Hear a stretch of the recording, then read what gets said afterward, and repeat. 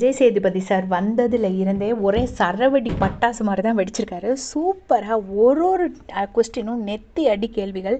எனக்கு என்னவோ என்கிட்ட பாருவோட ஃபேன்ஸோ சப்போர்ட்டர்ஸோ எனக்கு என்ன கமெண்ட்ஸ் போட்டிருந்தாங்களோ அதுக்கு ரிப்ளை எல்லாத்தையுமே விஜய் சேதுபதி சார் பேசின மாதிரி இருந்துச்சு. அதை கேட்கும்போது அவ்வளோ சூப்பராக இருந்துச்சு.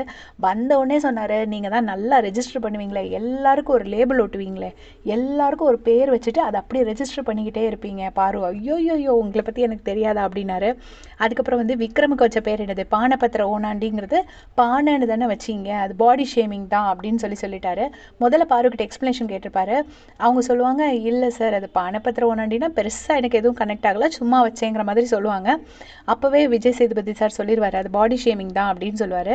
அப்புறம் என்னது குசும்பின்னு ஒரு பேர், அது யாருக்குன்னா அரோராக்கு, அது செல்லமாக வச்சேன் சார், குசும்பி கரும்பி அப்படின்னு. உடனே வந்து ஓஹோ அரோரா மேலே உங்களுக்கு அவ்வளோ பாசம் இருக்கா அப்படின்னு சொல்லிட்டு கேட்குறாரு. அப்புறம் அரோராவை எழுப்பி விட்டு கேட்குறாரு, உங்கள் மேலே ரொம்ப பாசமானு கேட்டதுக்கு அரோரா இல்லை அப்படின்ட்டு பேசாமல் நிற்கிறாங்க. அதுக்கப்புறம் அமித்துக்கு அம்மிக்கல், உண்மையிலே அமித்தை பாராட்டணும். அவர் முகத்தில் கொஞ்சம் கூட கோவம் இல்லை, அவர் பாட்டுக்கு சிரிக்கிறாரு. அதுக்கப்புறம் திருப்பியும் விக்ரமுக்கு வராரு. விக்ரமுக்கு வந்துட்டு வக்ரம், அது என்ன பேர் அது வக்ரம் அப்படின்னு சொல்லிட்டு, வக்ரம்னா என்ன அர்த்தம்னோடனே, சார் தமிழ் அகராதியில் எனக்கு அர்த்தம் தெரியாது, அப்படியே மழுப்புவாங்கல்ல அதே மாதிரி மழுப்புறாங்க.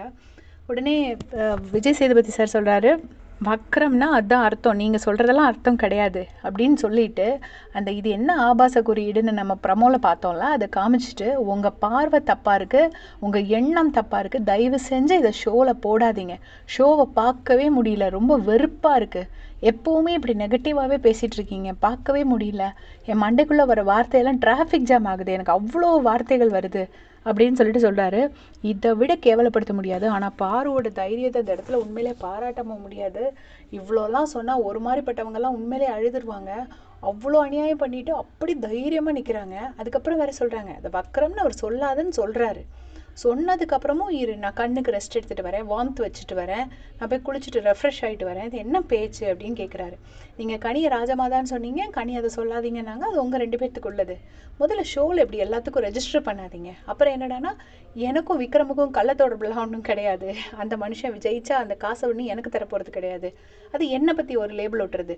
அதாவது விக்ரமுக்கு நான் சப்போர்ட் பண்ணுறேன்னு லேபிள் ஒட்டிட்டா நான் வந்து ஐயோ எப்படி விக்ரமுக்கு சப்போர்ட் பண்ணுறதுன்னு பயந்து போய் உனக்கு சப்போர்ட் பண்ணுவேன்னு, என்ன ஆளுக்கு போகிற போக்கில் ஒரு லேபிளா, இது என்ன பிஹேவியர் பாருன்னு சொல்லி, இதை விட ஒரு மனுஷன் கேவலப்படுத்தவே முடியாது. என்னெல்லாம் சொல்ல முடியுமோ அவ்வளோத்தையும் சொல்லி அசிங்கப்படுத்திட்டாரு.